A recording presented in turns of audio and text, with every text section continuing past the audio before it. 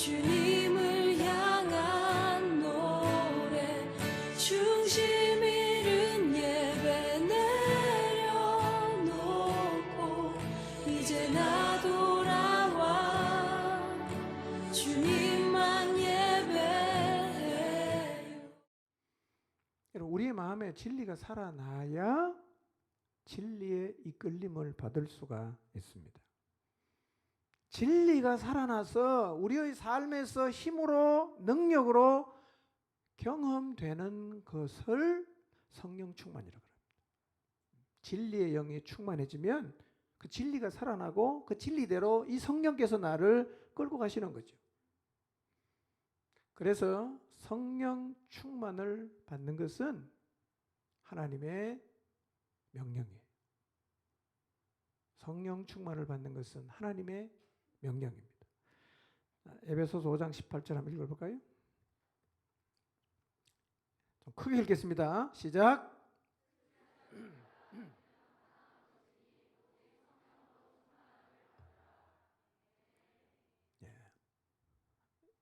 5장 앞쪽부터 쭉 읽어보면요, 어둠의 세상 일에 취하지 말고 술에도 취하지 말고 오직 성령에 취해라, 그 얘기입니다. 성령에 도취되라, 성령의 충만을 받으라. 이게 명령이에요. 하나님께서 우리에게 성령 충만을 명하셨다면 성령 충만은 누구도 다 받을 수가 있습니다. 성령 충만은 직책이 있는 사람만 받는 게 아니라 예수님 믿고 성령님을 모시고 있는 사람은 누구나 받을 수가 있습니다. 근데 물론 성령 충만은 가만히 있는 데 오진 않습니다. 성령 충만을 받으려고 하면 먼저 내 안에 살아 계셔서 진리 가운데로 나를 이끌어 가시는 성령님을 기억하고 그분이 내 삶을 지배하시도록 그분에게 나를 내어드리고 우리의 마음속에 진리의 말씀을 충만하게 담고 그리고 그분이 내 삶 가운데 충만하게 임하여 주시기를 기도한다면 그리스도인은 누구나 성령의 충만을 받을 수가 있습니다. 그리고 받아야 그리스도인답게 살아갈 수 있어요. 성령 충만 입기를 계속 구하시기를 바랍니다. 이번 수련의 첫 번째 기도 제목이 그거예요. 성령의 충만을 입는 거예요. 감정이 붕 뜬다 그런 얘기가 아니에요. 진리의 성령이 내 안에 나를 지배하시고 그 진리가 살아나서 나를 이끌어가는 것, 이게 성령 충만인데요. 이런 일이 우리 안에 일어나지 않으면 우리가 참된 그리스도인으로 사는 게 거의 불가능합니다.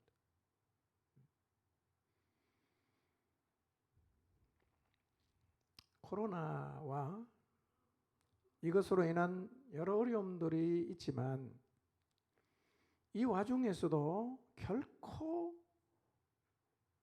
묻혀서는 안 되는 진리가 있어요. 절대로 묻히면 안 되는 진리. 여러분, 인류 역사의 수많은 사건에도 불구하고 도도하게 그 인류 역사를 관통해 왔고 지금도 변함없이 흐르고 있는 진리가 있어요. 그게 뭐냐면 자신을 창조하신 하나님을 떠나서 마음에 하나님이 없는 모든 인간이 영원한 형벌로 가게 된다는 사실, 이 진리. 그리고 하나님께서 이런 인간을 사랑하셔서 자신의 아들을 보내셔서 십자가에서 죽게 하심으로 구원의 길을 여셨다는 이 진리가 언제나 우리의 마음 안에 살아있어야 됩니다. 이게 살아있어야 멸망으로 가는 영혼이 불쌍히 보이고 긍휼의 마음을 가질 수 있고 그들에게 구원의 복음을 전할 수 있기 때문에 그렇습니다. 여러분의 마음 안에 이 진리가 살아있습니까? 기도할 때마다 이 진리를 여러분의 마음 안에서 다시 살아나게 의도적으로 기억하십시오. 하나님이 없는 인간 영원한 멸망이에요. 반드시 그렇게 돼요. 아무도 구원받지 않으면 이 상태를 바꿀 수가 없습니다. 그런데 하나님이 세상에 구원자를 보내셨어요. 이미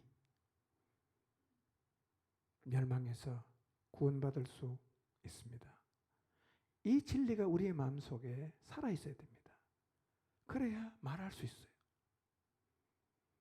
우리 마음에 죽어있는 진리는 우리의 입을 통해서 다른 사람에게 전해지지 않습니다. 살아있으면 전해지는 거예요.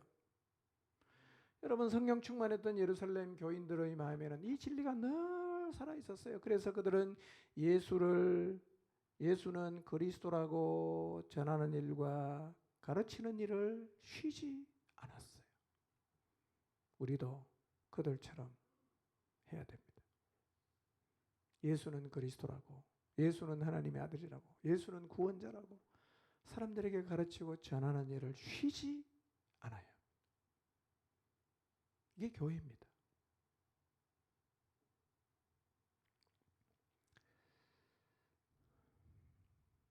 이번 수련의 세 번째 기도 제목이 복음을 들고 나가야 할 영혼이 누구인지를 보는 것입니다. 이미 기도 가운데 하나님이 그 사람을 보여주셨다면 더 많이 기도로 준비하셔서 당당하게 그리고 차분하게 가서 진리의 말씀을 전하십시오. 아직 누구에게 나갈지 가야 할 사람을 보지 못했다면 하나님 보여주십시오. 제가 가겠습니다. 계속 기도하시기를 바랍니다. 그래서 우리 모두가 자발적으로 성령의 이끌림을 따라 하나님 아버지의 마음을 품고 멸망으로 가는 영혼들에게 구원의 복음을 전하게 되시기를 바랍니다. 아멘. 네, 다 나가야 돼요. 그리고 수련회 때만 나가는 게 아니에요. 늘 가야 됩니다. 복음 들고. 그렇게 되시길 바랍니다. 아멘. 그렇게 그런 삶을 살아갈 수 있기를 갈망하시기 바랍니다. 아멘. 어떻게 가능할까요? 진리가 살아있으면 되는 거예요. 진리가 살아있으면. 계속 교회를 세우는 원리에 대해서 말씀드리겠습니다. 교회를 세우는 세 번째 원리는 교회를 세우는 일에 부름을 받은 사역자가 성도 준비시키는 일을 잘 해야 한다는 것이었어요. 교회가 세워지려고 하면 성도 준비시키는 일을 부지런히 해야 됩니다. 이 일이야말로 교회를 세우는데 결정적인 영향을 미칩니다. 여러분, 성경이 말씀하고 있는 원리 외에 교회를 세울 수 있는 다른 쉬운 방법은 없습니다. 다른 방법을 찾지 마시고 성경이 말씀하고 있는 원리를 충실하게 따라야 됩니다. 그러면 교회가 세워지는 것을 우리가 볼 수 있습니다. 성도를 준비시키는 최선의 방법은 각 사람을 구원하고 각 사람을 가르치는 건데, 이렇게 할 때 각 사람이 그리스도 안에서 완전한 자로 잘 세워져서 봉사의 직무를 감당하게 되고 그리스도의 몸을 세우는 자리에 서게 된다고 말씀을 드렸습니다. 다시 반복해서 말씀드립니다. 사람을 준비시킴에 있어서 가장 핵심이 되는 단어가 뭐냐면 각 사람이에요. 각 사람. 여러분, 그런데요, 각 사람을 준비시키는 일이 이게 쉬운 일이 아니에요. 애 5명 키워보세요. 얼마나 정신없는가. 그거는 자기 인생을 다 줘도 모자라요. 5명 키우려면.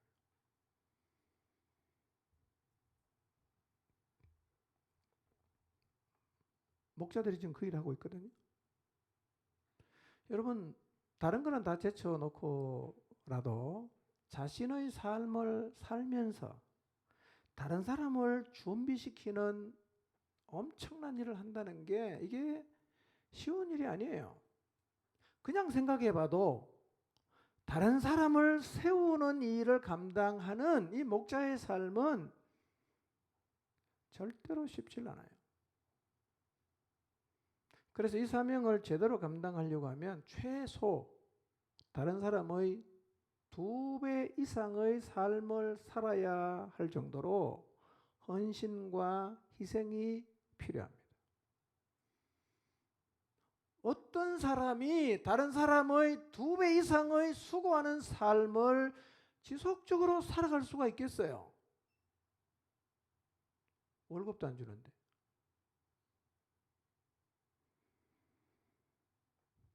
그래서 목자의 직분을 교회에서 주는 감투 정도로 생각하는 사람은 목자의 길을 걸어갈 수가 없습니다.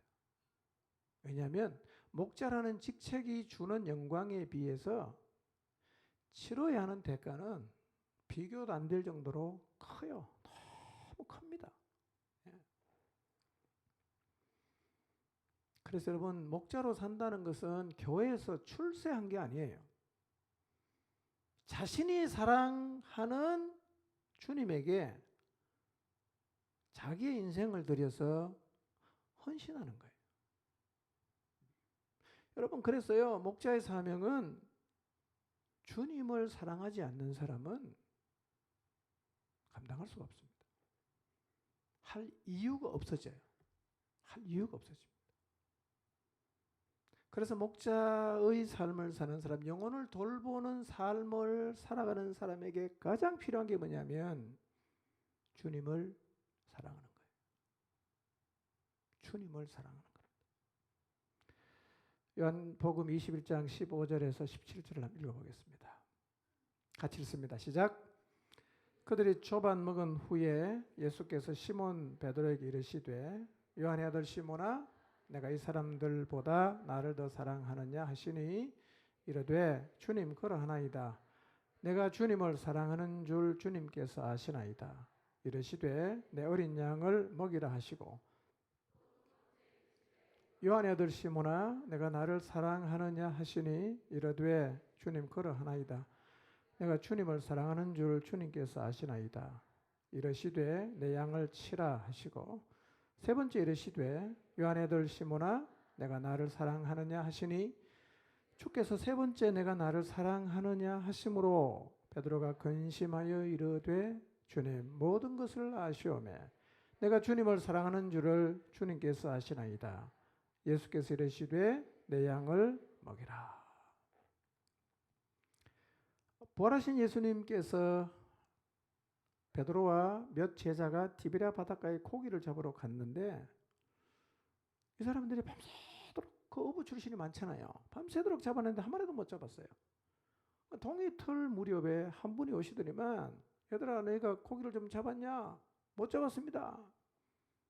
그러니 그분이 이렇게 말씀하시는 거예요. 그물을 배 오른편에 한번 던져봐라. 던졌어요. 고기가 너무 많이 잡혔어요. 딱 직감합니다. 아하, 이분이 주님이구나. 이렇게 엄청나게 많은 고기를 잡게 하신 다음에 주님께서 올라와 보니까 아침 식사 준비를 다 해놓으셨어요. 그리고 그날 막 잡은 고기를 가져다가 구워서 조반을 드십니다. 그 다음에 예수님께서요 베드로에게 물으십니다. 요한의 아들 시몬아 내가 이 사람들보다 나를 더 사랑하느냐? 이렇게 물었어요. 베드로가 대답합니다. 내가 주님 사랑하는 줄 주님께서 아십니다. 그때 예수님께서 베드로에게 이렇게 말씀하십니다. 내 어린 양떼를 먹여라. 근데 주님이 똑같은 질문을 2번 하는 거예요. 요한의 아들 시몬아 내가 나를 사랑하느냐? 베드로가 똑같이 대답합니다. 네, 제가 주님 사랑합니다. 내 양떼를 쳐라. 세 번째 똑같은 질문을 하세요. 그러니 베드로가 근심을 하는 거예요. 아하, 내가 일전에 주님을 3번 모른다고 부인했더니만 주님이 나한테 의심해서 물으시는가? 이런 마음도 들어요. 그래서 근심하면서 대답합니다. 제가 주님 사랑하는 거 주님 아시잖아요. 예수님이 베드로에게 말씀하십니다. 내 양떼를 먹여라. 여러분, 왜 예수님께서 베드로에게 나를 사랑하는지를 3번이나 물었을까요? 그 다음에 주님이 하신 말씀은 똑같이 양떼를 먹이라는 거거든요. 주님의 양떼를 먹이고 치려고 하면 반드시 주님을 사랑해야 된다는 말입니다. 주님의 양떼는 주님을 사랑하는 사람이 칠 수가 있어요. 그래서 주님은 3번이나 물었어요. 네가 나 사랑하니? 네 나 사랑하니? 너 나 사랑하니?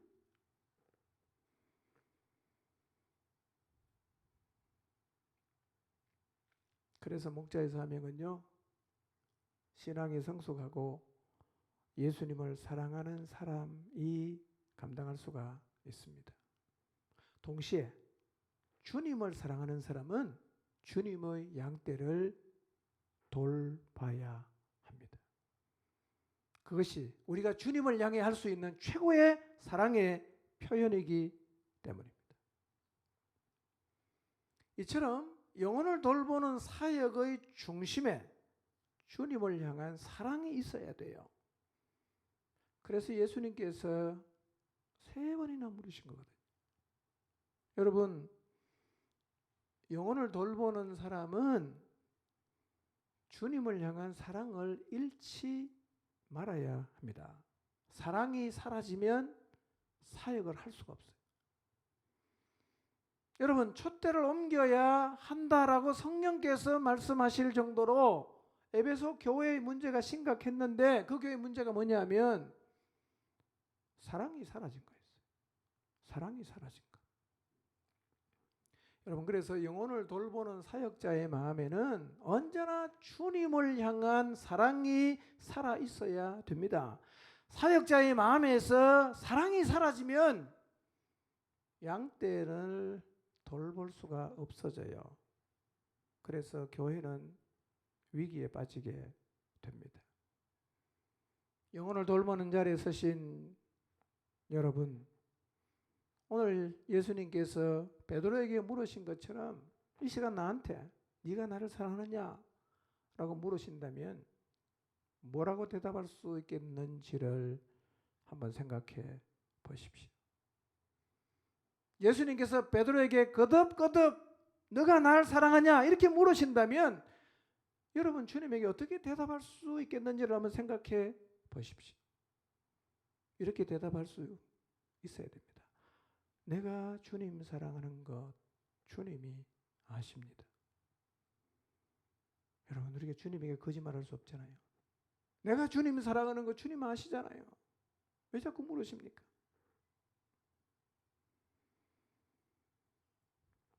주님을 사랑하는 거하고 양떼를 돌보는 것은 절대적인 관계가 있어요. 혹시 주님의 양떼를 치는 것이 자꾸 힘에 겨워진다면, 그리고 그 일이 의미가 없게 느껴진다면 내 안에 주님을 향한 사랑이 있는지를 다시 돌아봐야 합니다. 여러분, 영혼을 돌보는 일이 자꾸 의미 없어져서 그만하고 싶은 마음이 생긴다면 내 안에 주님을 향한 사랑이 있는가를 확인하시고 그것을 회복해야 돼요. 그러면 다시 영혼을 향해 나갈 수가 있습니다. 여러분, 각 사람을 돌보고 세우는 일 참 쉽지 않습니다. 그러나 각 사람을 돌보는 숫자가 세워지고 있는 사람의 숫자예요. 그러니 각 사람을 돌보는 일이 멈추면 세워지는 사람이 없어진다는 얘기입니다.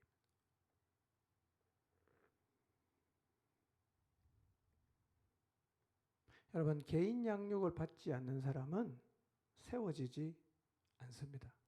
제가 단언할 수 있습니다. 안 세워집니다. 그러니까 지금 우리 교회 안에서 세워지고 있는 사람의 숫자는 개인적으로 양육을 하고 받는 사람의 숫자와 거의 일치합니다. 그러니까 우리 교회 안에서 각 사람을 세우는 일이 없다면 지금 세워지는 사람이 없다고 보는 게 정확한 거예요. 이것은 목장에도 그대로 적용이 됩니다. 개인 양육을 하는 사람도 없고 받는 사람도 없는 목장은 지금 사람이 세워지지 않는 목장이라고 봐야 됩니다. 여러분, 개인 양육을 받지 않는 사람이 안 세워진다는 것은 이미 우리가 사역을 통해서 확인해 봤잖아요. 여러분, 개인적으로 돌보지 않는 사람이 세워지던가요? 안 세워집니다. 안 세워져요. 세워진 사람하고 세워지지 않는 사람의 모습이 확연히 달라요. 어떻게 다른지는 제가 뒤에 가서 말씀드리겠습니다. 지금 제가 드리는 말씀이 저나 목자나 혹은 영혼을 돌보는 양육인들에게 아주 아픈 소리일 수가 있습니다. 그러나 아프게 하려고 제가 이 말씀을 드리는 게 아니에요. 사람이 세워지지 않고 있다면 우리를 돌아봐야 되지 않겠어요? 우리를 돌아보고 교회를 세우기 위해서 성경이 뭐라고 가르치고 있는가를 우리가 다시 한번 기억하고, 그래서 다시 각 사람을 구원하고 가르치는 일을 시작하자고 도전하고 일깨우기 위해서 저도 아픈 마음으로 말씀을 드리는 것입니다. 어떤 이유로든 개인적으로 돌봄을 받지 않는 사람의 신앙은 성숙하지 않습니다. 단언할 수 있습니다. 안 자랍니다. 절대로. 교회를 아무리 오래 머물러 있어도 똑같습니다. 그래서 교회는 영혼을 돌보는 사람들이 성도를 준비시키는 일을 부지런히 하고 있어야 됩니다. 언제라도 교회 곳곳에서 영혼을 개인적으로 만나서 실험하고 있는 모습을 흔히 볼 수 있어야 돼요. 그래야 교회가 세워집니다. 그런데 각 사람을 준비시킨 결과와 준비시키지 않은 결과가 너무 달라요. 이 결과를 보고 나면 누구라도 아하, 각 사람 준비시켜야겠다. 준비시키는 일을 하고 싶어질 거예요. 자, 먼저 성도를 준비시키면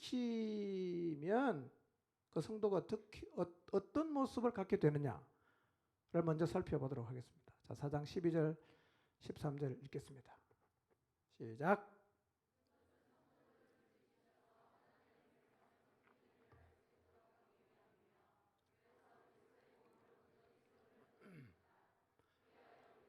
하나님의 아들 예수 그리스도를 믿는 일과 아는 일에 하나가 되고 나아가 더욱 온전한 모습으로 성숙해져서 마침내 그리스도의 충만하심의 경지에까지 이르게 됩니다. 그랬어요. 자, 12절에 보니까 성도를 준비시키는 이유가 뭐냐면 봉사의 일을 하게 하고 그리스도의 몸을 세우게 하기 위해서요. 그러니까 성도가 준비가 되면 반드시 봉사의 일을 하게 돼 있어요. 이 일을 열심히 한다 이런 의미는 아니고요. 지난주에 봉사일이 무엇을 의미하는지를 제가 말씀드렸어요. 그리고 그리스도의 몸인 교회를 세우는 자리에 서게 됩니다. 그리고 13절을 보면 그리하여라고 시작하는데요. 성도를 잘 준비시키면 어떤 일이 벌어지느냐? 하나님의 아들 예수 그리스도를 믿는 일과 그 다음에 아는 일에 하나가 돼요. 이걸 성경은 뭐라고 표현합니까? 성숙하다 이렇게 말하는 거예요. 그리고 그리스도의 충만하심의 경지에 이르렀다 이렇게 말합니다. 이게 사실은 사역의 목표예요. 신자 우리가 영혼을 돌보는 목표가 뭐냐면 이 자리에 세우는 거죠. 그런데 성도를 준비시키면 반드시 이 자리에 세울 수 있어요. 믿는 일과 아는 일에 하나가 되는 자리에 세울 수 있습니다. 여러분, 믿는 일과 아는 일에 하나가 되는 상태가 어떤 건가? 자, 믿는 일은 뭘 가르치느냐 하면 믿음을 가르쳐요. 믿음. 아는 일은 뭐냐면 내 마음 안에서 인식하고 있는 것을 의미해요. 그러니까 믿는 일과 아는 일에 하나가 된다는 말은 그가 가지고 있는 믿음의 고백과 그의 마음 안에 자리 잡고 있는 인식이 같아진다는 거예요.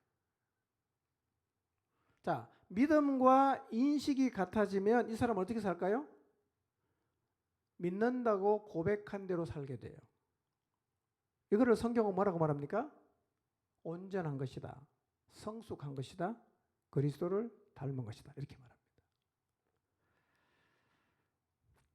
자, 지금부터 하는 얘기는 졸면 이게 못 알아들으니까 좀 깨워주시기 바랍니다. 눈을 크게 뜨고 들어야 이해가 되니까. 오늘은 그래도 별로 조시는 분이 없는 것 같아요. 몇 분을 빼놓고는. 여러분, 마스크를 껴고 졸아도 제 눈에는 다 보이거든요. 다 보입니다. 예. 눈을 한번 크게 떠보시기 바랍니다. 크게. 자, 믿는 일과 아는 일이 하나가 된다는 말은 이런 거예요. 예를 들어 보면 나는 영혼을 위해 사는 것이 가장 중요하다는 믿음을 가지고 있어요. 영혼을 위해 사는 게 가장 중요하다. 이런 믿음을 갖고 있어요. 그런데 내 마음에도 영혼을 위해 사는 게 가장 중요하다는 인식을 하고 있어요. 그럼 이 사람은 그의 믿음과 인식이 몇 개죠? 한 개예요. 믿음과 인식이 하나가 되면 반드시 어떻게 살아요? 믿는 대로 사는 거예요. 그럼 난 어떻게 살까요? 영혼을 위해 살게 되는 거예요. 이거를 성경이 뭐라고 말합니까? 성숙하다 그러는 거예요. 성숙하다. 내가 믿는다고 고백하는 것하고 내 마음에 인식하는 것이 같아지면 이게 성숙이에요. 그리고 이 사람은 반드시 믿음의 고백대로 살게 돼요. 하나 예를 더 들어볼까요? 나는 기도가 영혼의 호흡과 같은 것이기 때문에 항상 쉬지 않고 기도를 해야 된다는 믿음을 갖고 있어요. 기도는 영혼의 호흡이니까 쉬지 않고 해야 된다, 이런 믿음을 갖고 있어요. 그런데 내 마음에도 기도는 호흡이기 때문에 쉬지 않고 해야 된다고 인식을 하고 있어요. 그러면 이 사람은 믿음하고 인식이 지금 몇 개입니까? 하나죠. 그럼 어떻게 살까요? 항상 기도를 하면서 살아요. 이거를 성경은 어떤 상태다? 성숙한 상태다, 이렇게 말하는 거예요. 이게 성숙한 거예요.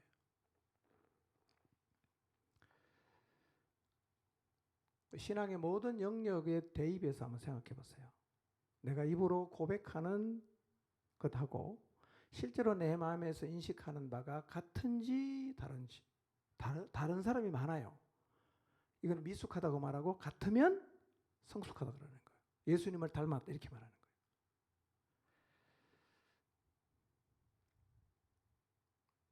성도를 준비시키면 이 자리에 세울 수 있어요. 준비시키면. 그러니까 성도를 준비시키는 게 중요한 거예요. 준비시키면 이 자리에 세울 수 있어요.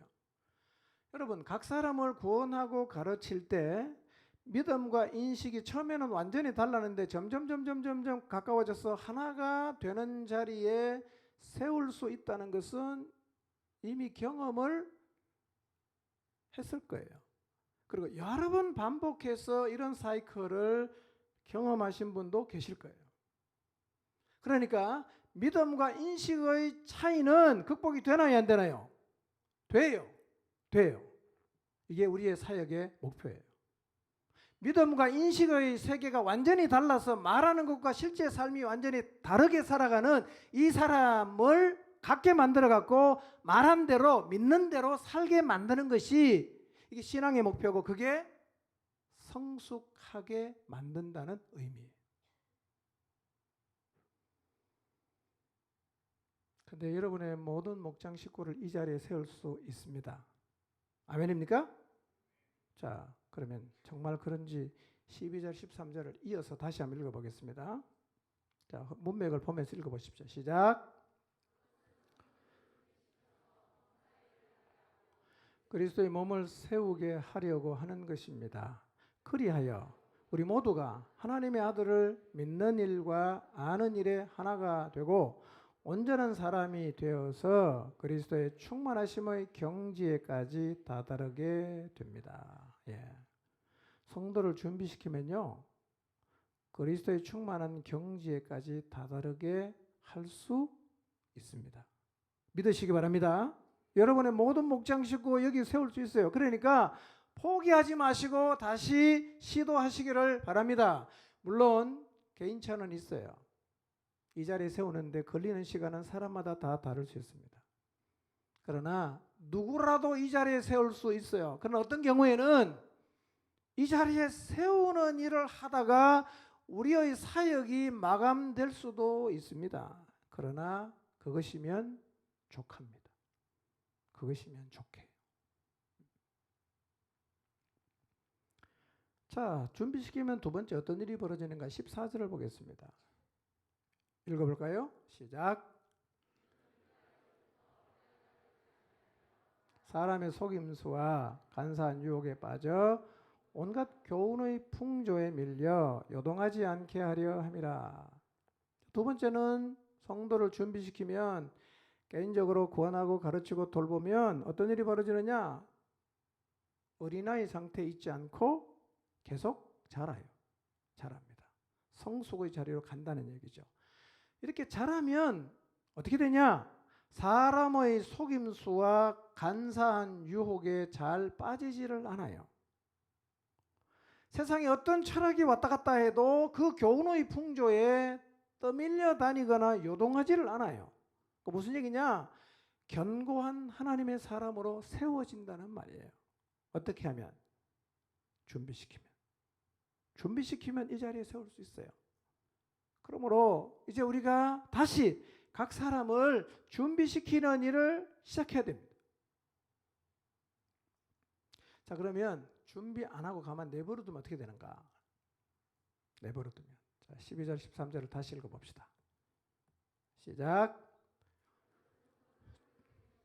하나님의 백성을 섬기는 일을 할 수 있도록 하기 위함이며 그래서 그리스도의 몸을 온전히 세우려는 것입니다. 그리하여 우리 모두는 하나님의 아들 예수 그리스도를 믿는 일과 아는 일에 하나가 되고 나아가 더욱 온전한 모습으로 성숙해져서 마침내 그리스도의 충만하심의 경지에까지 이르게 됩니다. 요거는 뭐냐면 준비시킬 때 나타나는 현상인데 준비시키지 않으면 어떻게 되느냐? 반대 현상이 생기는 거예요. 반대 현상. 그럼 반대 현상이 뭐죠? 믿는다고 고백하는 거하고 실제로 사는 게 이게 괴리가 있어요. 말은 하는데 안 살아요. 이런 일이 생긴다는 거예요. 이런 부분이 많아집니다. 그리고 줄질 않아요. 그러니까 입으로 고백하는 믿음하고 실제로 그가 마음에서 인식하고 있는 게 달라요. 여러분, 고백하고 인식이 다르면 어떻게 살까요? 고백하는 대로 사는 게 아니라 마음에 인식하고 있는 대로 삽니다. 왜냐하면 우리는요, 말하는 대로 사는 것 같지만 실제로는 내 마음에 갖고 있는 생각, 인식에 따라서 살기 때문에요. 이 두 개가 차이가 나면 고백을 따라 사는 게 아니라 인식하는 대로 가게 돼 있어요. 이게 성경은 뭐라고 말하냐면 미숙하다 그러는 거예요. 미숙하다. 여러분, 사람들이 그리스도인을 보면서 실망하는 이유가 여기에 있어요. 왜냐하면 어떤 사람이 하는 신앙을 고백하는 얘기를 들으면서 진짜 감동을 받았어요. 야, 대단하다 저 사람. 진짜 훌륭하네. 근데 가까이서 살아보니까 이 사람이 말한 거하고 사는 게 완전히 다른 거예요. 어떡합니까? 실망하는 거예요. 심지어는 신앙에 대해서 마음을 닫기까지 해요. 그래서 입으로 고백하는 믿음하고 실제로 살아가는 삶이 달라지는 것은 전도의 문을 막는 거예요. 이런 다른 삶을 살면 말은 안 해도 우리의 삶을 보는 사람들 가운데 나는 교회는 절대 안 나간다라고 결심하는 사람이 있을 수 있지만 우리는 잘 몰라요. 저 친구 보니까 난 교회는 절대로 안 나간다. 왜 그러냐? 고백하는 거하고 사는 게 다르니까.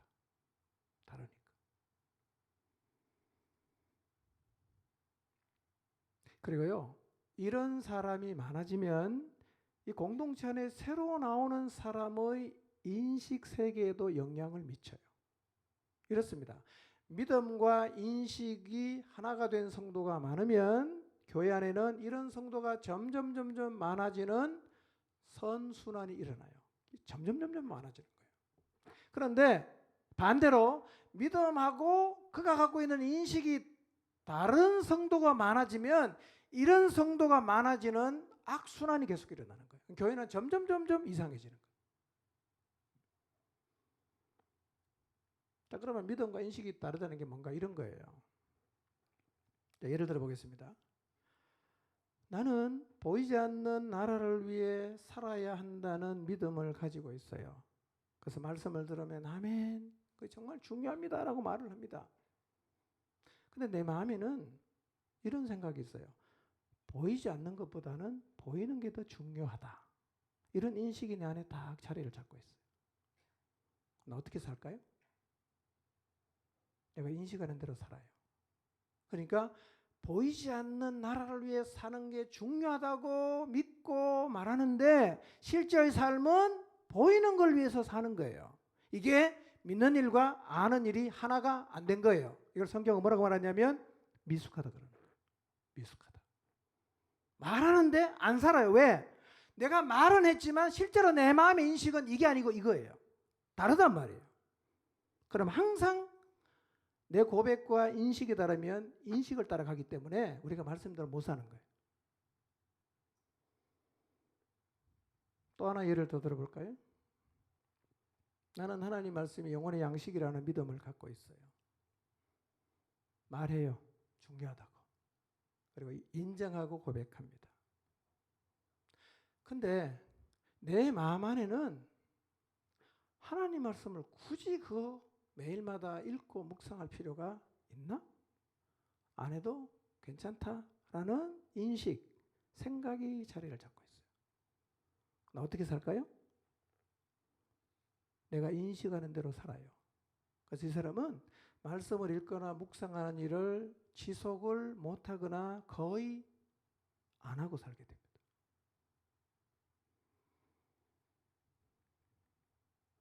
성도를 준비시키지 않으면요, 믿음하고 인식이 이 다른 차이가 극복이 안 돼요. 그러면 그가 입으로 말하는 고백하고 삶이 다르기 때문에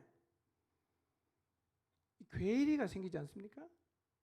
그 교회가 이렇게 되면 절대로 세상을 향해서 빛과 소금의 역할을 감당하지 못하게 돼요. 자, 믿음과 인식이 하나 되지 않는 사람이 잘 쓰는 표현이 있습니다. 그리고 말은 안 하지만 속으로 이런 생각을 하는데요. 만약 여러분이 이런 표현을 자주 쓰거나 여러분의 마음 안에 이런 생각이 있다면 여러분은 지금 믿음과 인식의 세계가 완전히 분리되어 사는 사람이라는 사실을 아셔야 돼요. 첫 번째, 성경에는 그랬지만 우리가 어떻게 성경대로 살 수가 있는가? 이 사람은요, 진리의 말씀을 따라 살 수 없다는 믿음을 갖고 있어요. 성경 말씀대로 살 수 없다는 믿음을 갖고 있어요. 그러면 이 사람이 말로 어떤 신앙을 고백하든지 간에 이미 마음속에 하나님 말씀대로 사는 게 불가능하다는 인식을 갖고 있기 때문에 이 사람은 신앙생활을 아무리 오래 해도 이 두 개의 괴리를 극복할 수 없어요. 어차피 성경대로 못 산다고 내가 믿고 있어요. 그게 뭐냐? 그런 인식을 하고 있다는 거죠. 그래서 이렇게 말하는 사람은 최소 미숙한 사람. 좀 더 나가면 불신자입니다. 불신자. 두 번째, 성경의 가르침 혹은 성경의 요청이 너무 말이 안 되게 느껴져요. 말이 되나 이게? 이걸 말이라고 하나? 그래서 나는 이렇게 도저히 살 수 없다는 생각을 만약에 여러분이 하고 있다면 둘 중에 하나입니다. 미숙하거나 불신자입니다. 여러분 성경을 읽으면 받아들여야 됩니다. 진리의 말씀을 받아야지 이거는 진짜 너무 지나치다. 이거는 난 받아들일 수 없다. 성경을 읽거나 말씀을 들으면서 이런 생각을 만약에 여러분이 하게 된다면 좋게 보면 미숙한 거고 어쩌면 불신자일 수 있어요. 왜냐하면 그것은 진리의 말씀대로 살 수 없다고 이미 내 마음에 단정을 짓고 있기 때문에. 그러면 믿음의 고백과 마음에서 인식하는 게 왜 달라질까요? 왜 달라지죠 이게? 아니 교회 나와서 하나님 말씀 들으면 그냥 아멘하고 살아야 되는데 왜 내가 입으로는 그렇게 말했는데 왜 삶이 그렇게 안 사라질까요? 직접적인 문제는 진리에 대한 믿음의 문제예요. 진리의 말씀을 그대로 받아들일 믿음이 없는 상태에서 세상의 영향을 자꾸 받으면 진리와는 다른 인식이 자꾸 생기면서 내 마음에 자리를 하는 거예요. 이거는 교회를 나와서 신앙생활을 해도 믿음이 자라지 않는 모든 사람의 삶에서 생기는 거예요. 개인적으로 돌보지 않아서 그냥 자기 혼자 알아서 신앙생활하는 사람은 대부분이 이렇습니다. 괴리가 커요. 큽니다. 그래서 뭐가 필요하겠어요? 한 사람을 진리의 말씀 위에 견고하게 세워주는 사람이 필요한 거예요.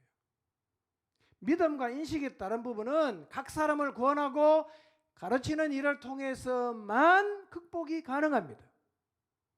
여러분 이 믿음과 인식의 세계가 벌어진 사람을요 개인적으로 만나서 계속 가르쳐 보세요. 이게 점점 같아집니다. 그럼 어느 순간 믿음의 터 위에 견고하게 서게 돼 있어요. 믿음의 터 위에 딱 서면 이게 같아져요. 그럼 말하는 대로 실제로 살게 돼 있습니다. 이게 성숙이에요. 근데 아무도 도와주는 사람이 없으면 믿음이 안 자라잖아. 믿음은 안 자라는데 세상의 영향은 계속 받잖아. 그럼 뭐가 생깁니까? 성경과는 전혀 다른 인식이 내 마음에서 자꾸 생기는 거예요.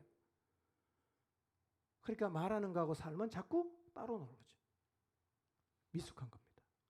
왜 미숙하냐? 자라도록 도와주지 않아서 그렇습니다.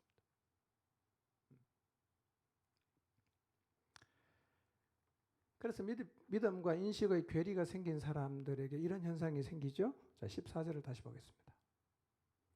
믿음과 인식의 괴리가 생긴 사람에게 이런 현상이 생깁니다. 읽어볼까요? 시작. 어린아이가 되지 아니하여 사람의 속임수와 간사한 유혹에 빠져 온갖 교훈의 풍조에 밀려 요동하지 않게 하려 함이라.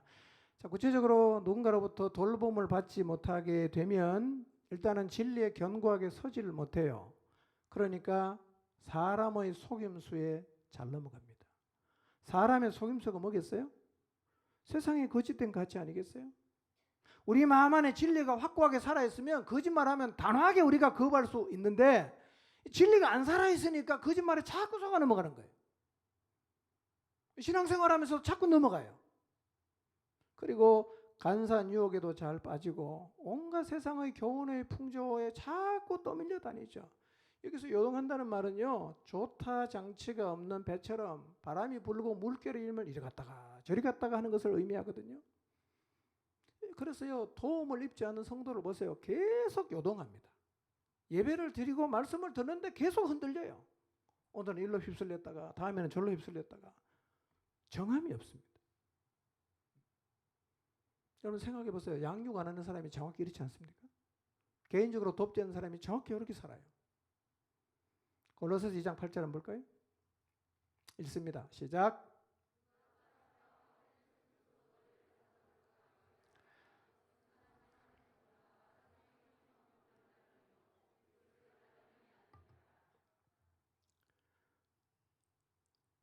이런 일이 벌어지거든요.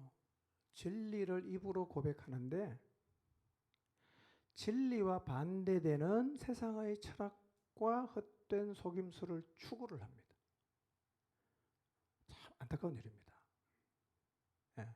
진리의 반대되는 세상의 철학을 진리를 믿는다고 하면서 그거를 추구하니까 참 이상한 일 아닙니까?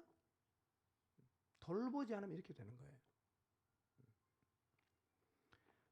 믿음이 확고하지 않으니까 세상의 것들에 의해서 이 인식의 세계가 자꾸 영향을 받는 거예요. 그래서 성경에 반대되는 인식이 내 안에 자꾸 생겨요.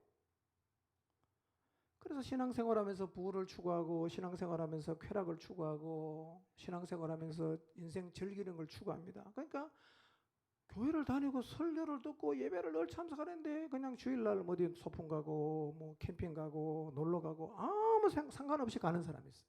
이게 다 뭐예요? 그게 내가 고백하는 신앙하고 내가 실제로 살아내는 삶이 다른데 왜 그렇게 살까요? 그럼 뭐 예배 좀 빠지면 어때? 라는 인식이 있으니까 그냥 가는 거예요. 가는 거예요. 혹시 생각나는 사람 있어요? 여러분 주변에? 어떻게 하면 이 사람을 바꿀 수 있겠어요? 준비시켜 보세요. 바뀝니다. 준비시키는 거. 각 사람을 권하고 가르쳐 보세요. 이게 점점 가까워지고 어느 순간 같아져요. 내가 말하는 대로 살아야 되잖아. 그래야 세상에 하나님 살아계심을 사람들에게 보여줄 수 있지 않겠어요? 이렇게 말해놓고 사는 건 이렇게 계속 살면 이 사실은 김 빠지는 일 아니겠어요? 근데 이거는요, 돌봐주지 않으면 이거는 개선이 안 됩니다. 평생 이렇게 가는 거예요. 그러니까 어떻게 해야 되냐? 준비시키는 일을 해야 된단 말이에요. 여러분 혹시 여기 돌봄 받기를 거부하는 사람 있습니까? 네, 자기 눈 찌르는 거예요. 여러분 그렇게 살면 여러분의 신앙은 절대로 변하지 않습니다. 돌봄을 받기를 원해야 돼요. 좀 도와달라고 요청해야 됩니다. 근데 도와주겠다고 해도 난 안 하겠다고. 참 안타까운 일이에요. 여러분 돌봄을 거부하지 마시기를 바랍니다. 아멘? 아멘 안 하는 사람이 있네. 아멘? 돌봄을 거부하지 마시기 바랍니다. 여러분 그 사람들이 시간이 남아갖고 여러분에게 주려는 거 아니에요. 하나님 아버지 마음으로 영혼을 향한 불타는 마음이 있으니까 희생하면서 도와주겠다는데요. 받아들이십시오. 그리고 여러분도 빨리 자라서 여러분도 다른 사람에게 그렇게 하십시오. 그게 교회가 자란다는 의미예요. 세상의 철학과 헛된 속임수는 사람의 전통과 세상의 유치한 원리를 따르는 것이고 절대로 그리스도를 따르는 게 아니라고 성경이 말하고 있어요. 그런데 이 세상의 철학과 헛된 속임수는요, 아이는 아이대로 있고요, 젊은이는 젊은이대로 있고요, 중년은 중년대로 있고요, 노년은 노년대로 다 있어요. 그러니까 모든 연령대 이 세상은 철학과 헛된 속임수를 노력하려고 하고 있어요. 오늘 나는 내 나이 때는 어떤 철학이 어떤 속임수로 사단이 나를 요동하게 하고 노력하려고 하는지를 잘 생각해 보십시오. 그러니 모든 연령층에 있는 사람을 다 도와줘야 됩니다. 다 도와야 돼요. 여러분 젊은 사람만 세상의 철학에 노력됩니까? 아니에요. 나이 든 사람도 똑같습니다. 사단이 다양하게 개발해놨어요.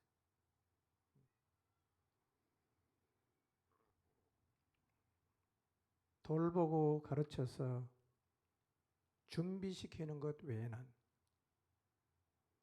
사람을 세워갈 수 있는 방법이 없습니다. 우리가 만약에 이 일을 하지 않으면 교회 안에 영적 어린아이들이 많아서 믿음의 고백과 전혀 다른 삶을 사는 사람이 주류를 이룰 것이고 시간이 가면 갈수록 그런 사람이 점점 많아지는 악순환이 우리 안에 계속 일어나게 될 것입니다. 이제 철학과 헛된 속임수에 사로잡힌 사람, 온갖 교훈의 풍조에 밀려 요동하는 사람들의 믿음과 인식이 같아지도록 그들에게 나가야 합니다. 지금까지 여러 이유로 성도들을 제대로 준비시키지 못해서 목장의 모습이 많이 흐트러졌다고 해도 뭐 지나간 건 어떡하겠어, 괜찮아요. 지금부터라도 시작해야 됩니다. 특히 영혼을 세우는 일을 주님으로부터 사명으로 받은 사람들은 주님을 향한 사랑을 먼저 확인하십시오. 내가 주님 사랑한다고 고백할 수 있는가? 내가 주님 사랑하는 거 주님이 아시잖아요. 베드로처럼 말할 수 있는지 한번 돌아보세요. 이 사랑을 회복해야 됩니다. 그리고 하나님께서 우리에게 맡겨주신 모든 영혼들을 향해서 다시 일어나서 힘차게 나아가게 되시기를 바랍니다. 그래서 우리 공동체 안에 있는 모든 목장에서 영혼들이 세워지는 귀한 열매들을 보게 되시기를 주님의 이름으로 축원합니다.